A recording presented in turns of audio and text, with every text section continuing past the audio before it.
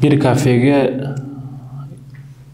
жубайын өмірлік жолдошын алып барып, bir чай алып беріп, сыйлайын, машақлайын, урматтайын деп кафеге алып барат. Алып барғаннан кейін екеуі отырып, сөйлесіп, қиылыға шейін отырат. Бирок жубайын, бұның өмірлік жолдошын башқа столда отырған бір жігіт өте суық көздерімен қарашты баштайды. Бұл дағын жеңілтек қызды ойлап отауы мені, башқача қызды ойлайы, жайтор башқача да ойлап отауы дегендей қылып, көзін күйесіне сүртіп қояды. Дағылы баяғы жігіт бирок қарашын тоқтатпайды. Күйесі тамақтарын заказы қылғаны алып келгені башқаға кетеді.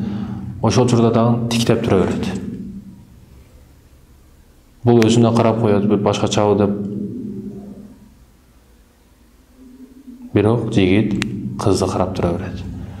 Өмүрлүк жолдошум бар, мен күйөөгө тийгемин деп күйөөсүнө карап көзүн тиктеп коет. Бирок баягы башка столдо отурган жигит мындан көзүн албайт. Күйөөсү келген учурда тамактап келип баша кылып, акчасын төлөп баша кылып келген учурда аялы мынау жигит жанатан бери мага туура эмес көз карашта карап жатат. Мунун дагы ачуусу келип, мен аялымды кызганам, башакылам. Көрсөтөм сага деп, өлтүрөм, жок кылам деп, жанагы жигитти келип уруп, соккулап, тепкилеп, жубайын менен кафеден чыгып кетишет.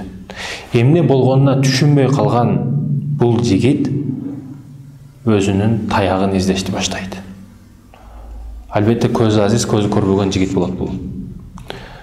Айтайын дегеним, биз бир нерсени көрүп туруп, ага жыйынтык чыгарышка шашылбашыбыз керек. Шашпашыбыз керек. Себеп көрүнгөн нерселердин ичинде эмне барлыгын биз билбейбиз. Согуштардын биринде айтат го, сахаба согушта башын алайын деген учурда калиманы айтып берет. Ла илаха иллаллах Мухаммад расулуллах, мусулман болдум дегенде, сен өлүмдөн корккондугуң үчүн, кылычтан корккондугуң үчүн сен мусулман болдуң деп башын алып өлтүрүп салат. Бирок пайгамбарыбыз аны угуп канчалык капа болот, кайгырат да. Биз тышкы көрүнүүбүз, келбетибиз жан дүйнөбүздө эмне барлыгын билдирбейт. Чындыгында сиз жек көрүп жүргөн, жаман көрүп жүргөн адам, ал Аллахтын алдында кандай даражага ээлигин билбейсиз. Сиз жамандап жүргөн депутат, сиз жамандап жүргөн жаман адам, Аллахтын алдында даражасы кандайлыгын билбейсиз. Балким түнү 3-тө келип алып, сиз булгап кеткен туалетти жууп кетиши мүмкүн. Общественный туалеттерде. Ажылыкка барган учурда пол жууп жүргөндөргө ажылар кичине акча беребиз дейт.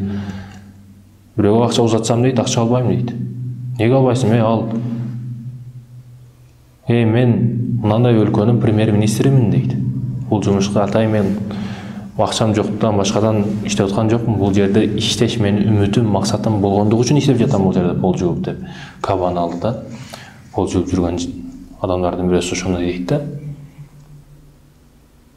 Бүгүн урматым Суамир туган, сиз адамдын жүзүнө карап мамиле кылбаңыз. Себеби сиз адамдын жүзүнө карап баа берип, адамга жүзүнө карап мамиле кылсаңыз, адамдын жүзүнө гана баа берген болосуз.